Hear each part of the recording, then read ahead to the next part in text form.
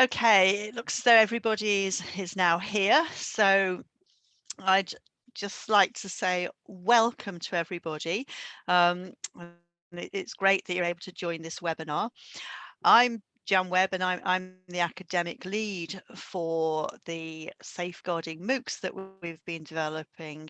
And this webinar is one of 3 webinars that sit in leadership, the leadership in safeguarding in the International Aid Centre course, which is the 3rd course of 3 courses that have been delivered around safeguarding in the international aid sector. But this particular MOOC is particularly focusing on leadership. So as I say, it's really lovely to see you all here, and welcome. And the idea of this webinar will be that it will help you to apply your knowledge, to practice that you're learning on the course, and it will. But also there might be people here who are not undertaking the course at the moment, so it's great to see you here as well, and welcome. And this will also provide opportunity for those who are not on the course to reflect on leadership skills and to think about those leadership skills used by yourself and others within the context of safeguarding in your organization. We're very grateful to have 3 external speakers joining us here who've given up time from their very busy schedules, who can bring a leadership perspective to safeguarding in this context. So it's great. Many thanks for the 3 of you to join us. That's fantastic.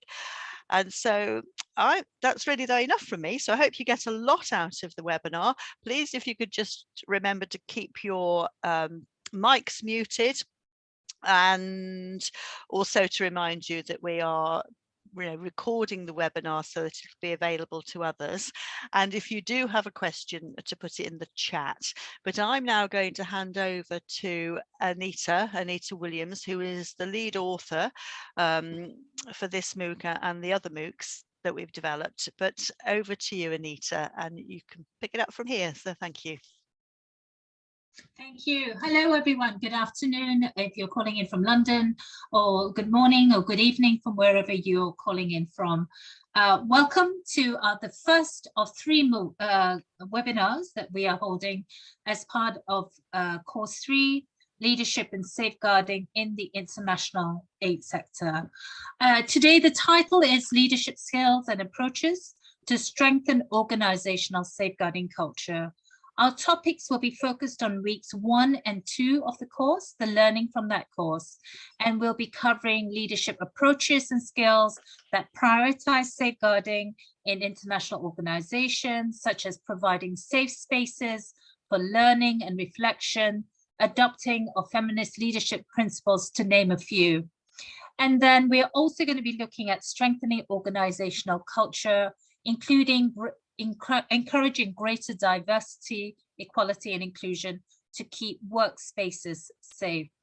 So this webinar is a learning event and a chance to share different perspectives on some of these key topics covered in weeks 1 and 2 of the course. And as Jan says, if you haven't registered for the course, and my colleagues will share with you now on the chat box the link to the course. Just a reminder that this webinar is being recorded, and we will add the recording to the online course materials. So in the event you're not able to stay with us for the entire hour, you can listen in later on. Now, we're really privileged today to have 3 esteemed speakers. Next slide, please. Dario Soto Abril is the Executive Secretary of the Global Water Partnership. Dario is the Global Water Partnership is an intergovernmental organization promoting water security around the world. Dario was previously the Chief Executive Officer of Fairtrade International, dealing with sustainable agriculture and food security around the world. And in his roles in every organization that he has worked with, he has always prioritized safeguarding. Our second speaker is Andrew Asapadi, and Andrew is a social worker with 18 years experience in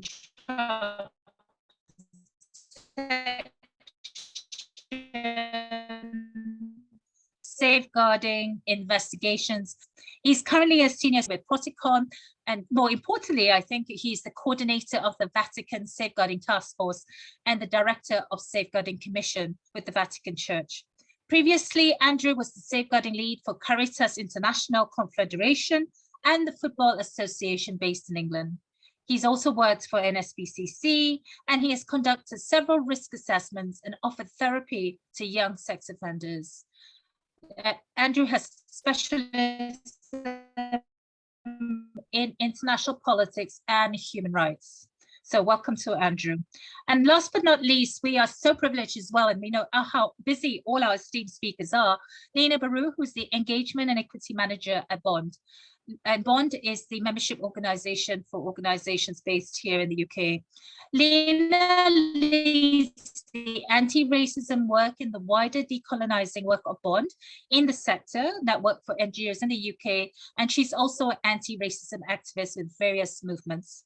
So colleagues, you would see that there is a great wealth of experience and knowledge that we're going to be learning today, but also we want to encourage discussion, debate, and a Q&A. So feel free to please use the chat box during the time that the speakers are speaking, or after, when we will be taking questions from the floor.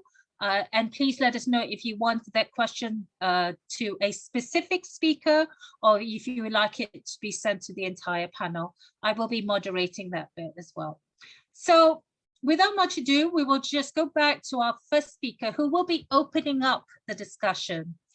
Dario, if I could welcome you to unmute yourself and put your camera on. And the question I have for you is, based on your experience of CEO in the various international organizations that you have worked in, why is safeguarding people so important? And what approaches or styles have you used as a leader to prioritize safeguarding? And could you share with us, please, any challenges and successes that you've had? Thank you, Dario. Thank you very much, Anita, for the introduction, also for the invitation. Good afternoon, good morning, good evening to all of you, wherever you are located. It's a pleasure and an honor to be here learning from you and also sharing a bit of my experiences. To your questions, Anita, first, why is safeguarding important for me and also for the organizations? First, in very colloquial terms, I feel like safeguarding is about both ensuring and showing that the organization is committed to the protection and the respect of the rights of both the individuals with whom it works. It works meaning volunteers, employees, consultants, but also that it follows these commitments and respect and protection with the communities, with the groups for whom or with whom the organization works, whether there's low-income communities, youth, gender, etc., that the principles of safeguarding are lived, respected, and interiorized both at the inside of the organization and also out the outside when the organization conducts its operations. So that's one element. The other one is me personally coming from Colombia, growing up there in a country where there's a long tradition of work with civil society and development, where we have a lot of organizations, international development agencies working in the country. I've seen firsthand both the beauty about the international development work, but also the abuses and the breaches of safeguarding. And even people with the best intentions coming from the global north with ideas and again good expectations, but how some of these plays into my own bias and my own perceptions of how important safeguarding is. So I'll bring this to perspective into the dialogue. So that's about why it's important. The other one is how what approaches or styles do I prioritize as leader when we're talking about safeguarding? First, it's about as leaders, or I personally feel like you really have to be a champion of safeguarding and lead by example, not only on all my personal and professional actions, but also in pushing the message of why safeguarding is relevant and why it matters. In many of our organizations, this comes as something foreign, something that people didn't know about safeguarding, and it's very important to keep pushing and keep it on the agenda. So that's one, being personal champion. The other one is communicating about safeguarding. How important is that from the top, staff members, volunteers, consultants, members of the communities, etc., know that the organization cares about safeguarding and is actively working on it, and also knowing why safeguarding is important for the organization. The third one, that role that I played as a lead, is to encourage others to learn. What you're doing right now in this seminar, in this webinar today, it's really important that as leaders we create space for people to learn, open questions, ask questions about safeguarding. So that's very relevant. And also, a more formal perspective, as leader, I have had always the role of actually promoting the policy reviews and amendments to existing policies so that they are compliant with safeguarding. Safeguarding is something that for many of our organizations, the ones that I've worked with, has come late in the game when we already have policies, and there's always some comments about, oh, but we already have HR, human resources policies, and we have this kind of other policies. Why do we need safeguarding? So pushing for this policy review. And also the awareness, not only with the staff, but with the governance bodies, with the board of directors, about why safeguarding matters for the organization. Sometimes that means not only raising awareness, but gently, scaring people, because some members of leadership positions, or even board members, they don't understand why safeguarding is relevant, particularly in a global context, how it would affect their liability. So it's important also to raise that awareness that not doing anything is not an option, and that we as leaders and board members in governance will have a liability for the lack of safeguarding policies. I think that to your question about what challenges I have faced, or successes, I think key challenges for me have been always culture. One, safeguarding is a global matter, but not all cultures receive or perceive safeguarding equally. Some typical responses you will find from different countries will be, oh, that's the way we are. Our culture is different, and I'm giving you examples when I have dealt with issues with safeguarding, when in some culture it's acceptable that even colleagues drink alcohol, and then they make comments about female colleagues, or male colleagues, that they say, well, it's cultural, there's no problem with that. Sometimes I face cases in which you have to deal with the fact that even employees or members of your teams, or teams in the communities, they employ servants in their homes, how the way they treat them, and then when you intervene from a safeguarding perspective, the response is, well, in our culture this is accepted, etc. So culture is quite important, and being attuned of cultural component and perspective is quite important for a safeguarding leader. The other one is the relevance and the feelings to our rules that exist already. How people are attached to this already. We already have rules. There's no need for training, etc. So that's another key challenge that you're always trying to break.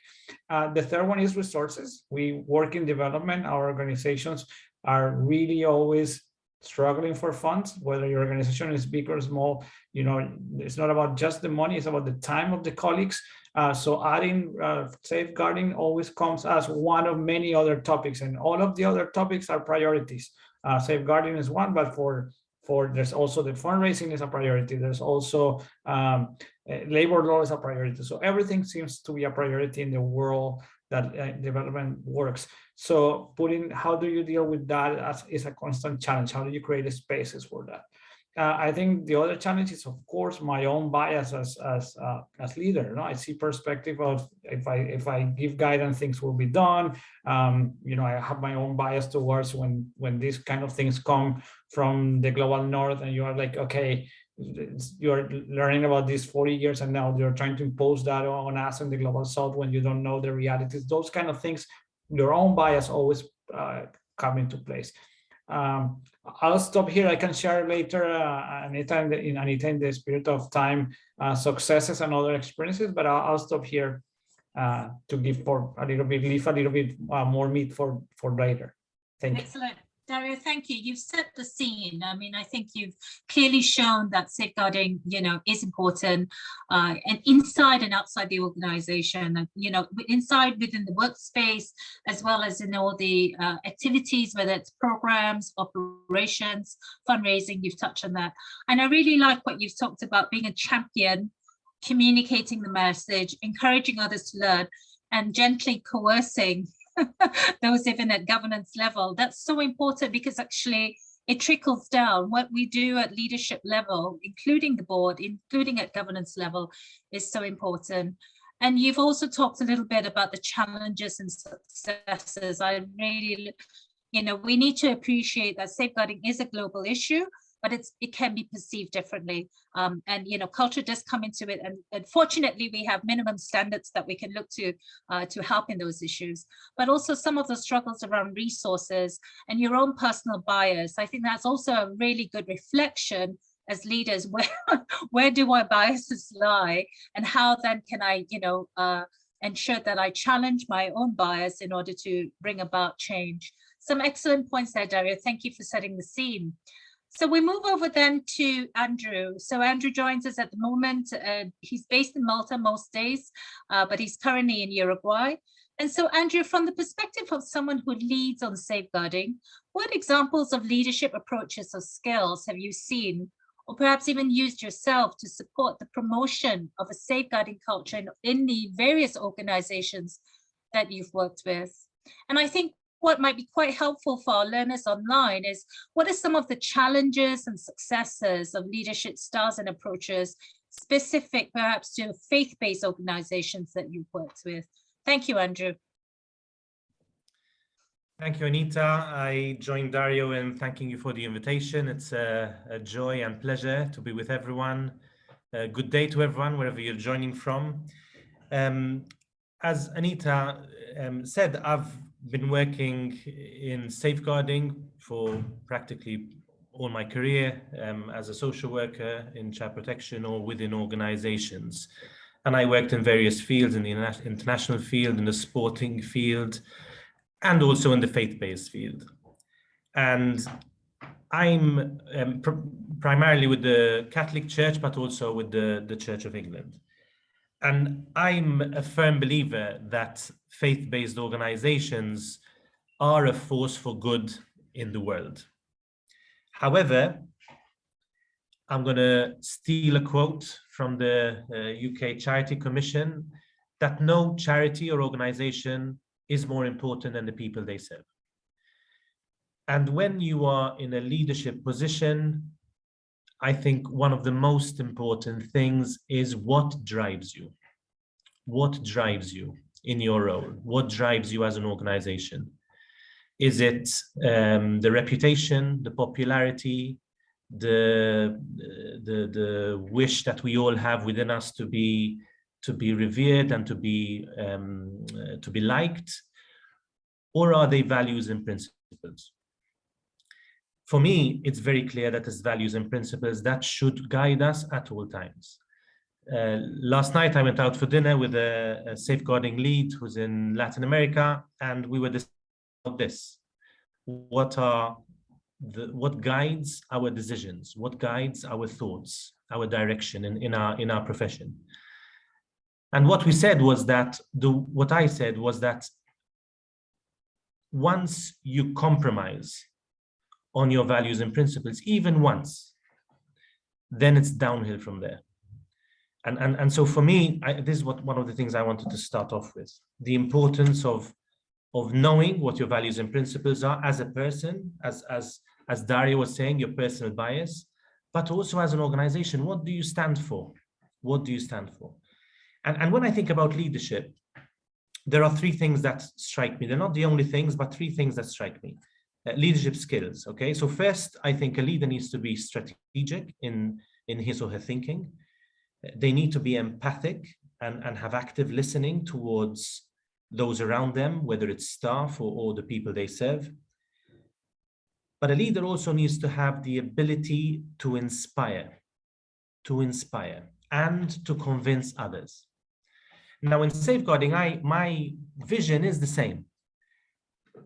And I believe that as a leader, my main role is to put my staff, the people who work with me, in the best position to perform and to reach their potential.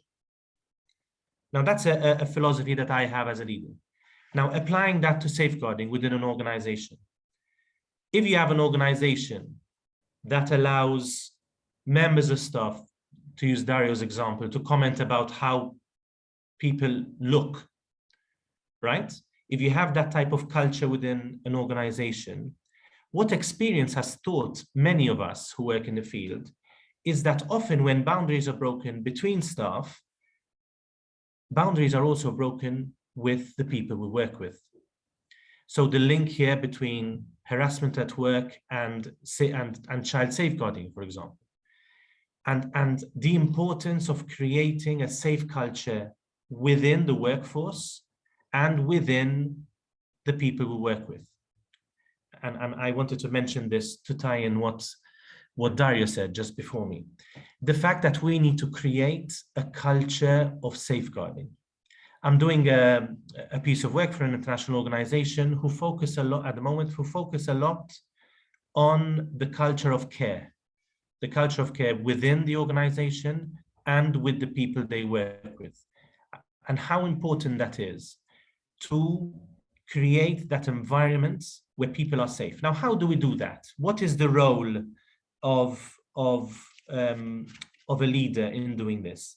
And Anita, you asked me for successes and failures. Well, or challenges. I'll talk about a few experiences of mine, and then maybe we'll talk more in the question and answer part.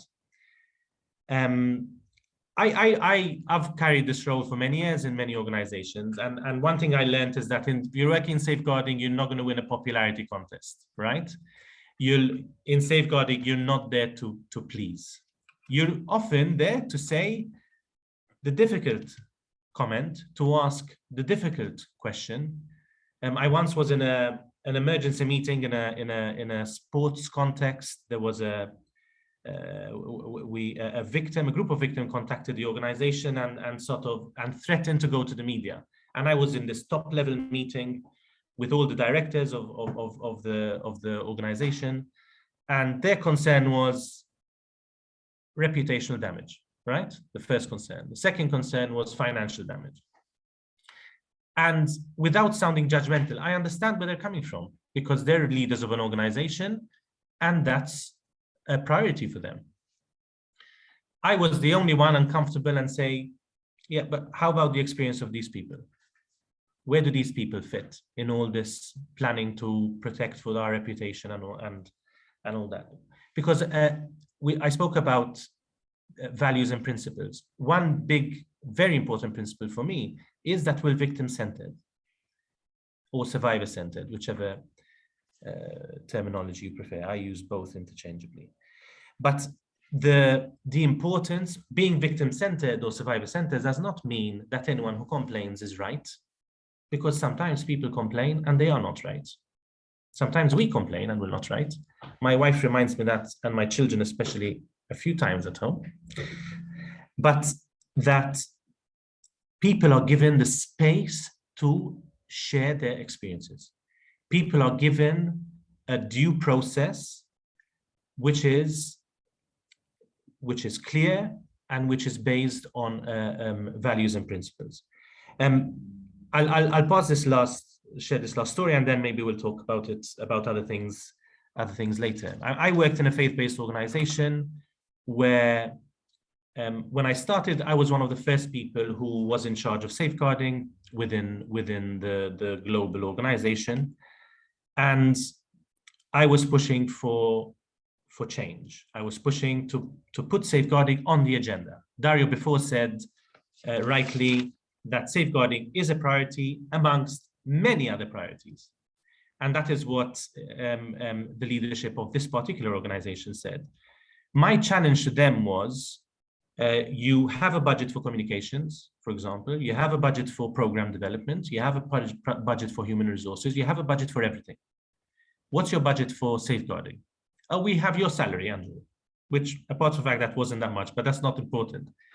Yes, but how do you work on program development for safeguarding? How do you work on capacity building in safeguarding? And how do you work to create the culture based on the values and principles that I was talking about before? And three ideas that I think leadership in safeguarding needs to be based on, and I'll stop here, are transparency. It's really important that organizations are clear on what they do, what they don't do. For example, when I started working in the Catholic Church in Malta, in my country, I insisted that we release an annual report with our statistics, how many complaints we receive and their outcome. In my country at the time, it was unheard of. Till today, 7 years later, we are the only organization in the country who does that. And I believe that that's extremely important, transparency. Accountability, that there is a clear process, and that leaders, first and foremost, leaders are accountable for their decisions. And third, that things need to be done in a competent way by people who understand. I once was in a meeting with again top level, the same organization actually, the faith-based organization, and someone actually told me, oh, people who work in safeguarding think it's an expertise, but we know it's not an expertise. It's just something people do on the side. And there's not a comment I think I heard in my career from a professional that I disagreed with more. The competence needed in our role is so important, specific, and has to be research-based, not based on what's just on experience, but it needs to be based on research, because that is the difference between a person with goodwill and a professional. And we need to be professional in all our work, and we need to stand up to the people who are in charge of organizations to make sure that they're sticking to the values and principles I spoke about before. Just over 10 minutes, Anita. No, that's perfect. That's perfect, Andrew. Thank you so much. So some really key points that you've highlighted there. I really like how you set up saying no charity or organization is more important than the people that we serve. And that really should be the driving force, and being that force for good.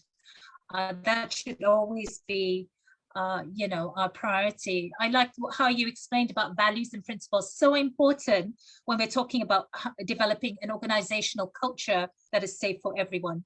What are our values and principles? How do they actually play out in what we do, in what we say? Because of course, the language is just as important as our activities. Leaders should be strategic, empathetic, and we have talked about being exercising empathy in our course in week 1, and also inspirational, and certainly leaders need to be showing by example. So that's a really, really key point as well. The issue of space, providing that space. So we covered things like supervision and creating safe spaces in week 1 of our course as well. So thank you for emphasizing that. And really like your ideas about transparency, what we do and what we don't do, because that means that we steer the course and we know what, we're focused. Accountability, we will certainly be talking more about accountability in our 2nd and 3rd webinar on this course as well. And competence, I really like that as well, because actually FCDO, who's our donor, talked about professionalism in our launch webinar. And that really is all about the fact that, safeguarding is everyone's responsibility, but we need to get a lot more professional about it rather than keeping it, on the sidelines, not being supported, financially or by way of skills and resources. Thank you so much, Andrew. Some really key points here. And as we're talking about safe spaces and people providing opportunities to share their experiences, I'm now going to pass over to Lena. Lena, as we said, leads the anti-racism work and decolonizing work at Bond. Lena, could you explain to us a little bit about the research? Staff and others in the sector actually don't feel safe in the workspace, and how that actually spills over to organizational activities and organizational culture.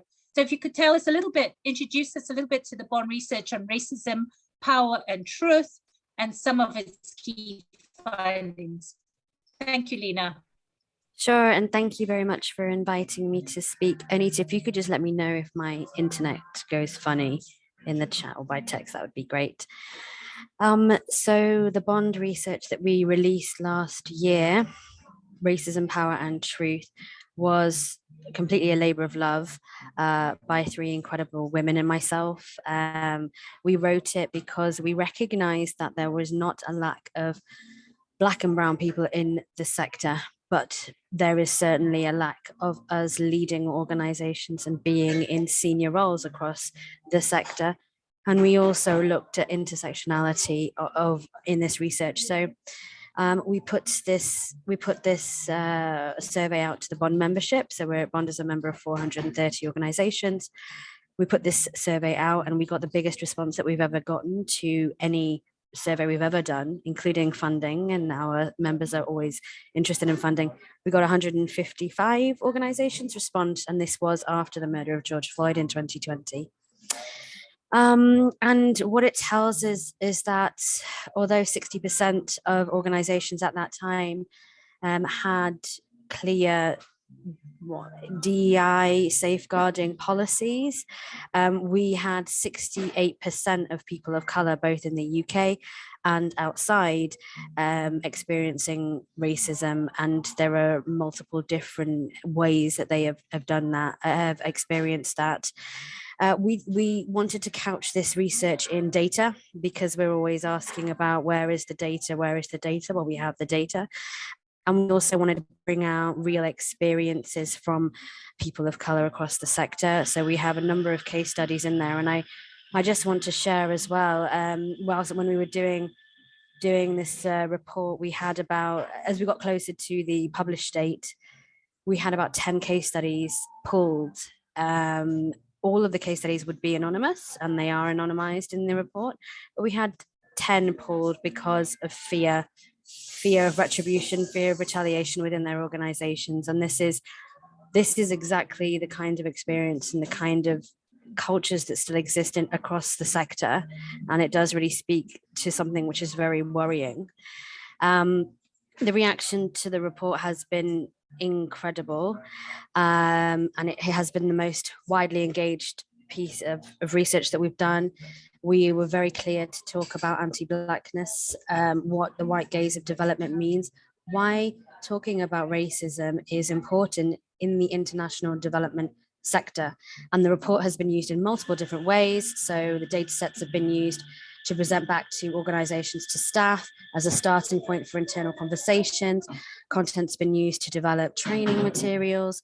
Organizations are using it to inform their strategic plans, and to kind of use some of the questions that we asked of the participants and the respondents in organizations' own surveys, staff surveys. It is really important to discuss racial equity and discuss racism in safeguarding and really be explicit about the connection between the two, and it isn't explicit enough. We are still working on creating safer environments for our organizations, rightly so, backed by the Charity Commission and FCDO, where we see a lack of kind of emphasis from institutions that exist. It is specifically on racial equity and intersectionality. And if it's not explicit, we're never going to get to the root of the problem, which is power dynamics that exist in this sector. And I think someone might be able to post a link to the research in the chat. It exists, and I think we do ourselves a disservice when we ignore and just bypass issues of racism and racial equity. I will stop there. I have statistics and more experiences of like the types of discrimination that people are experiencing, but I know you want to show the video, Anita, so yeah. Thank you, Lena. Yeah, Hannah, could I ask you if you could show the video? Thank you, Lena, and then we'll come back to you. Cheers.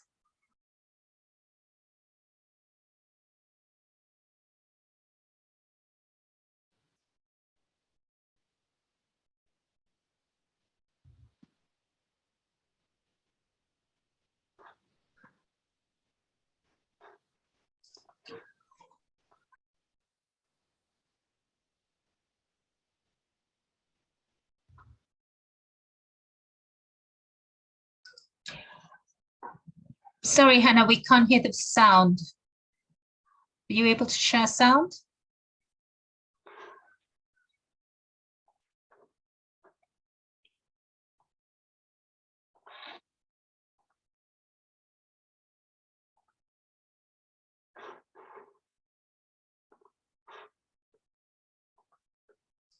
Apologies, colleagues. We're just getting the video up now. Thank you.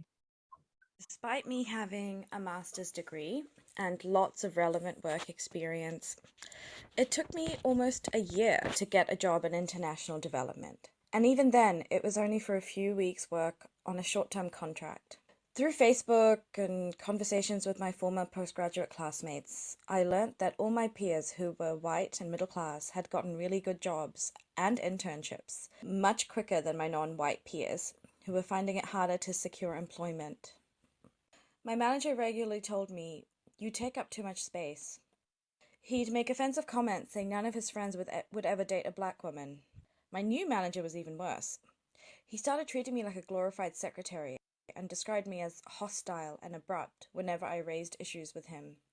He started lecturing me about my religion. I raised a grievance against him. Within days, he issued a counter-grievance in which he accused me of discriminating against white men and described me as not being a culture fit. Managers and HR failed to effectively deal with the issues I'd raised. They hired an external investigator, who was actually very friendly with several members of the senior management team. This external investigator recommended that we should not discuss issues relating to race in the workplace. This was ridiculous. How can we work in countries where the majority populations are people of color and not discuss race? Following the grievance, I was expected to go back into being line managed by my manager and resume my one-to-ones with him. I did not feel safe sitting alone with him in a room. I work in development communications. It's an incredibly white space. Every interview I've ever been to has been an all-white panel.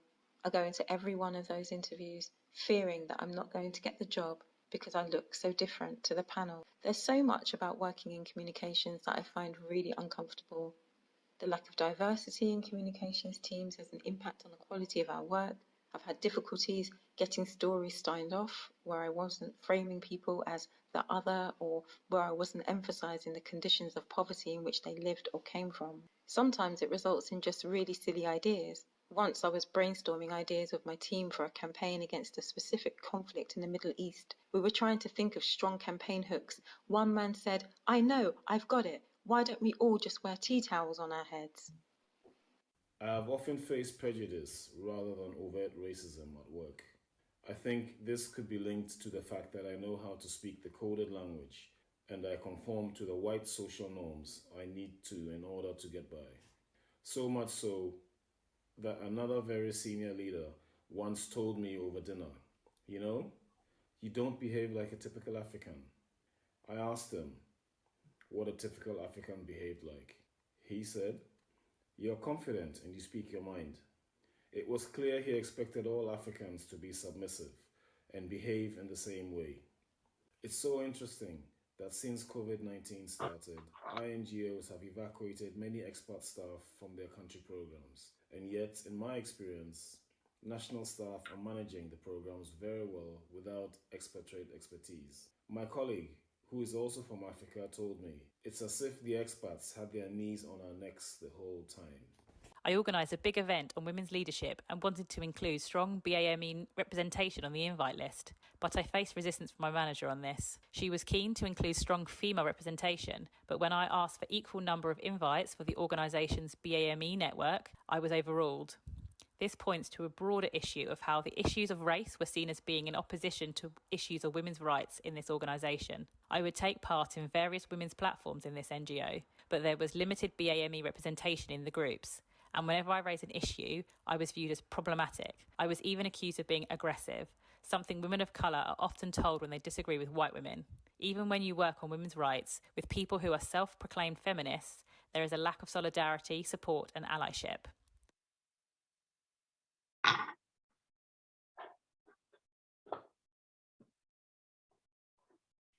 And I should say, so those Those case studies were taken from people of color, again, from the UK and outside, and recorded by voice actors. But they are very real examples of the experiences that people of color are facing. I think we actually have a longer 10-minute video, which kind of goes into a lot of other experiences as well. And it's really powerful to hear that directly from people's words. Everything has been anonymized, but it's important for us to not shy away from these issues anymore. This is the lived reality of so many people who are working in the sector. And we can't talk about safeguarding if we are not talking about the power dynamics that exist in a very real way when it comes to race and when it comes to racial equity in a sector, exactly as it said in the video, in a sector where we exist, our organizations exist, the whole sector exists to work with people and communities around the world who are Black and brown. This is an issue, and we have a real opportunity to kind of get ahead of this. And it would be great to see institutions engaging in these issues more clearly, because these conversations are happening across the sector, and we have this opportunity to start to talk about it in an open and honest way. Once we start to name it, we can start to collectively move towards a way of working that works for everyone. But certainly, you know, there's been progress that has been made across the sector. 2020 with the summer of solidarity after the murder of George Floyd. There were statements from organizations. There have been BAME, anti-racism, EDI, REN networks created within organizations. There has been increased awareness of diversifying panels, interview panels, speaking panels. Organizations have created surveys and audits to ask how their staff are experiencing their organizations. And there's been an influx of organizations asking for consultants to come and help them, and staff training has also happened, but it's still not enough. It's not enough just to talk about it. It's not enough just to acknowledge it. It's actually moving past those surveys, doing two things: really holding space as senior leaders, as safeguarding practitioners, to be honest, to be really, really honest.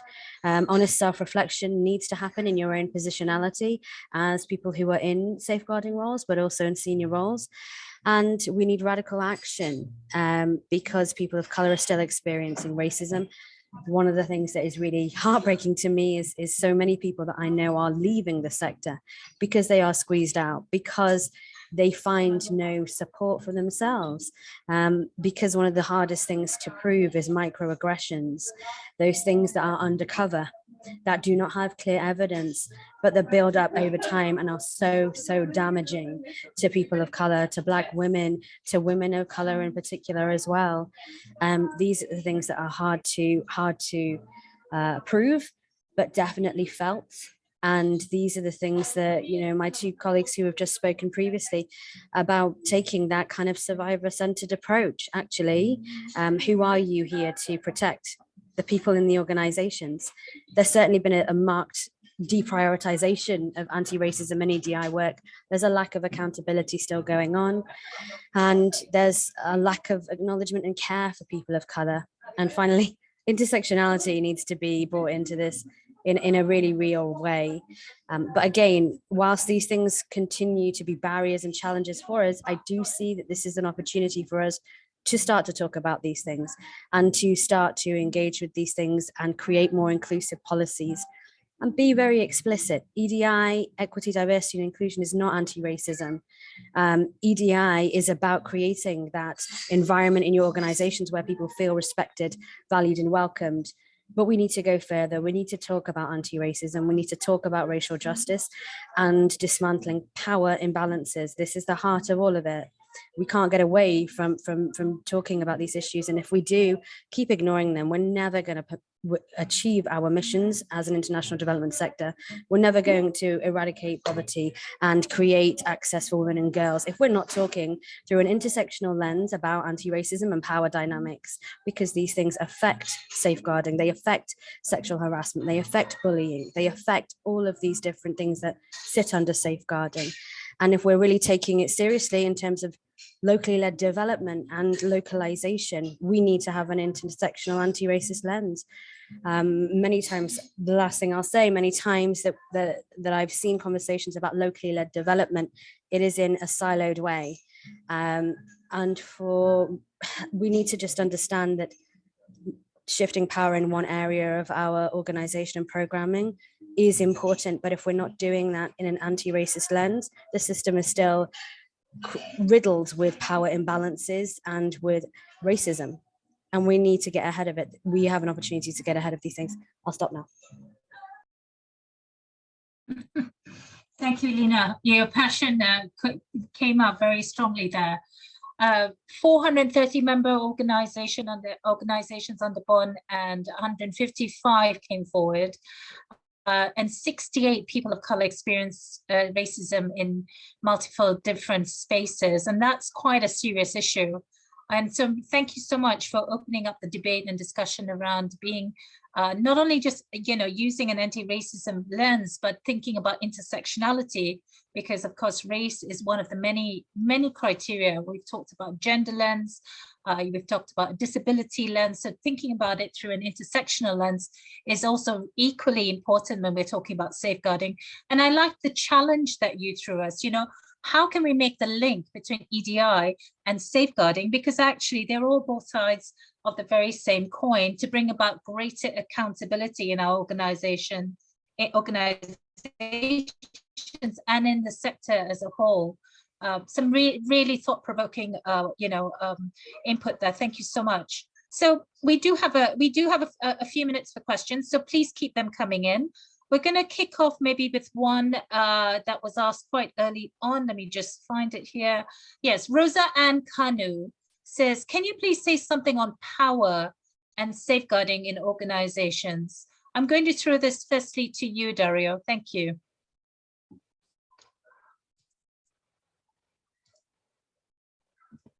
Sorry, Anita, can you repeat the question? Yeah. Can you say something about power? Obviously, we've been hearing a lot about power, but can you say a little bit about power and safeguarding?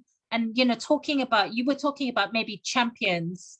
How can positions of power bring about greater organizational safeguarding culture?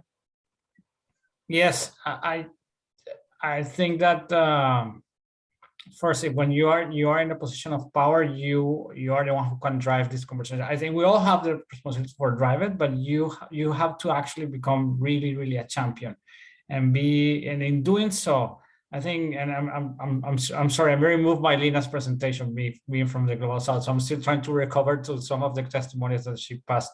But I think that creating a space when you're in a powerful position is important. Having a learning or ear is quite important, and also put yourself in the shoes of your colleagues. No, I think when you're in a powerful position, regardless of whether you're in the global south or the global north, wherever you are, but you tend to create this power bias. No, that I was there. If I survived that, you could as well. Yeah, when I was coming through the ranks, I was abused as well, and was used to hearing comments of this or that, and all of us before you leave that, you can do it as well. It's part of it. And more we have this kind of comments. So we in position of powers, we need to put a stop on those kind of behaviors. No, I think the other one in position of power is that you can actually drive the agenda of the organization. So you can really become not only a champion in terms of talking about it, but also making sure that the policies are changed. That what you're saying, that you're going out, even outside of the organization, you use the platform of the organization, media, when you have the opportunity to have presentations, etc., to talk about this, how power and how safeguarding, how issues of racism, for example, how do they touch, and inclusion, how do they touch our organizations and the work we do. So I think there are many intersections about power, and also power could be a driver of negative action in safeguarding. If you dismiss Again, many of the testimonies in Lina's video, if you are dismissive, even with, with good intention, but you're dismissive in my example, oh, we all gone through this, that's the way it is, etc. That is also a way in which, or if you give up as a powerful leader, no, if you say, oh, in the scope of priorities, I need to pick my fights. This is not something I want to get into. I'd rather save my energy for X other topic, which is more important, or that you use safeguard as a tradable issue. Okay, if you give me on this, I might not be so pushy with safeguarding. So those are things that you as leader, when you have the power, you also are faced with, no, and sometimes even when you are touching in the last one on this trading topic, when you are leader, you are subject to many pressures. I mean, and that's also important to acknowledge. You have the pressure of the donors. You have that they want you to do something. Your steering committees or board expects you to do something. Your staff members expect you to uphold the values of safeguarding, but they also expect you to bring the money home. No, so sometimes you have to say, okay, maybe I keep quiet on it. And this happened to me once. I was really offended by someone, a leader on a donor institution. And I had to keep quiet because I said, if I make a big deal, if I storm out of this session, then the organization will suffer because these people will cut our funding. But hearing from Lina, I was like really touchy thinking about this. Like I should have stand up, but I was a Colombian in the UK representing a large organization. I said I'd rather stay quiet and smile and play the nice person. But those, because not only you are from the global south, but you're also leading and people depending on you. So if I make a big fuss, the organization loses, the people lose. So those kind of things is important that also when you guys are seeing your leaders, also I would say be compassionate about that, because we're trying to do sometimes the best, but we're also subject to these pressures, no? And I'll stop here. Okay, thank you, Dario. I think you've explained how do you balance the two, but the need, I think, in Lina's presentation has maybe pricked a bit of the conscience, saying, actually, I should be challenging the norm. This isn't the norm. We shouldn't be allowing our workspaces to be, bedrocks of bullying, harassment, and people feeling unsafe. Absolutely, and there's a lot of chat about what Lina has said. Andrew, there's a question for you, so I'm just going to paraphrase it from Ben. What have you found to be effective to bring about deep, lasting organizational-wide cultural change? Again, based on your experience, what's worked? Thank you, Andrew. So interesting question. A deep, lasting change, you need time to see whether that happens. And in answering this, I just want to touch on a point that Lina mentioned, and thank you, Lina, for the incredible presentation and sharing that you just gave us. The link between safeguarding and power dynamics. And we know that is a central part of any abusive relationship, whether it's child abuse, whether it's racism, whether it's abuse of power within the workplace. And it goes back to what I was talking about before. What culture do we have in our organization? What are our values and principles? In terms of how to implement accountability, well, one thing I always insist wherever I work, and I almost managed everywhere I work, is that in my role in safeguarding, I act autonomously, that I am as independent as I can be. And what do I mean by independent? I mean that no leader, no CEO, director, or bishop comes and interferes with my work. There can be obviously reviews of whether I'm doing my job well or not, that's okay, but not in terms of the recommendations or the directions that I or my team give. And there are times when that was not the case. Our role is to challenge the leadership. And it's so easy to say and so difficult to do. In Lina, one of the stories you shared, the person was saying how she was seen as the problem, she was seen as the one who's annoying, always complaining, and I really identified with that, because often the role I take and my team, and some of my team members are present today, they probably are smiling right now, is we are perceived at that. Why are you trying to always challenge the norm? Always challenge the norm. And how do you achieve accountability? The first thing for me is, as I said, that safeguarding needs to be autonomous. It needs to be driven by research and by professionals or people who know what they are doing. And there needs to be policies of course, policies are important. Policies are a necessity. Once I visited an organization and I asked, I was working abroad. I went home for a holiday and I was working sports at the time, and the largest sport organization, Malta, the CEO invited me to his office and said, I said, what do you do in safeguarding? Oh, we have a lovely policy. And he opened his cabinet, got out spent a bit looking for it, got out this little booklet, cleaned off the dust, literally, I'm not joking, and showed me, look, we have this policy. And I looked at the policy. The policy was developed in partnership with the NSPCC in the UK, with the Child Protection Sport Unit. So it was a fantastic policy. And I told him, okay, who knows about this policy? How many copies are there? Do staff have it? Do children have it? Do parents have it? Oh, I don't know about that. Do you give training about this? Oh, I don't think so. So policies are important, but I always say that policies, and I'll stop here, policies are effective only if you're working with children, for example, only if they affect the child who walks in your door and leaves.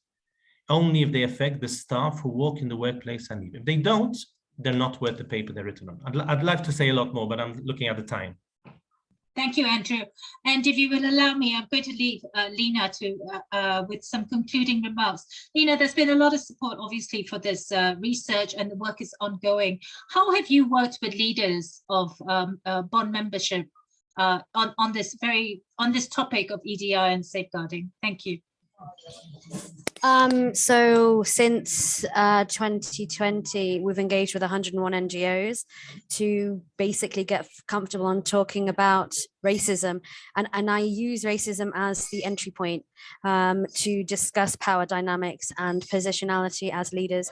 I set up action learning sets. So 30 CEOs have been on a year-long course of really building their anti-racist practices, which is very self-effacing, self-reflecting, really challenging, and it's about moving to action. And we've also engaged with boards since December that runs to June. So I have a master plan to try and change the sector, and it is looking and taking the starting point from anti-racism, and it opens up into inclusion, disability, all the other identity markers, but it helps senior positions, people who hold senior positions, to really do this hard work, because we need to come together and make this personal. This is personal. Safeguarding has to be personal, and it's professional. It's about the people that exist in our organizations and those communities that we work with. And we can't do that and can't be committed for the long term if it's not personal. So, yeah. Excellent. Thank you so much, esteemed speakers, for your time and the effort that you put into your contributions today. We are really, really honored. And colleagues who are who have joined us, learners who have joined us on this webinar, thank you so much for putting aside the time as well. This is an ongoing journey, as we all know. If you've not joined the course, please do so. And please join us as well for webinar 2 that will be on next week. The details are on the chat. I'm sorry we weren't able to get through all the questions, but you can keep the discussion going on the discussion forum at the course. Again, please, join me in thanking Dario, Andrew, and Nina. Thank you very much, everyone, and have a good afternoon. Thank you. Thank you.